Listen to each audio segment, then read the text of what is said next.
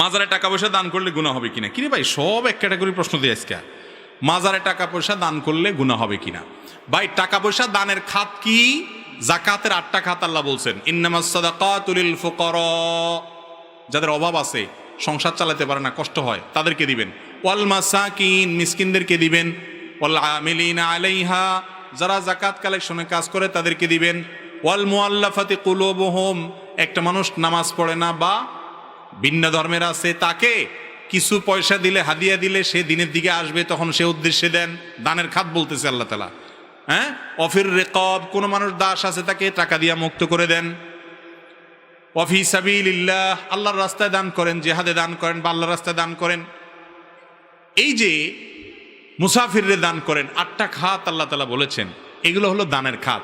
এর মধ্যে মাজার নামক কোনো খাতের কথা কিন্তু, আমার কথা বিশ্বাস না হলে আপনি কোরআন খুলে মিলিয়ে দেখেন। কি হুজুর আছে?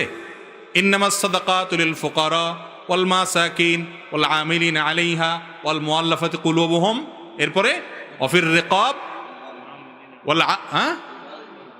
ওয়াল গারিমিন, যারা ঋণগ্রস্ত তাদেরকে, তারপর ওয়াফি, আগপাস হয়ে গেছে, হাফেজ নাই কেউ। রিকাব এবং আমিলিন আলাইহা এবং ইবনুস সাবিল বা মুসাফির, এই মানুষগুলোকে আল্লাহ তাআলা যাকাত এবং দান করতে বলেছেন। এই 8 খাতের মধ্যে মাজার আসেনি?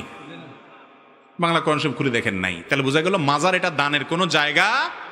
আরে ভাই, মাজার তো একটা মানুষ শুয়ে রয়েছে, উপরে ইটের গাঁথনি আছে, এখানে যদি ইটের গাঁথনি দিয়ে পাকা করা যায় না, শরীয়তে নিষেধ আছে হাদিসে।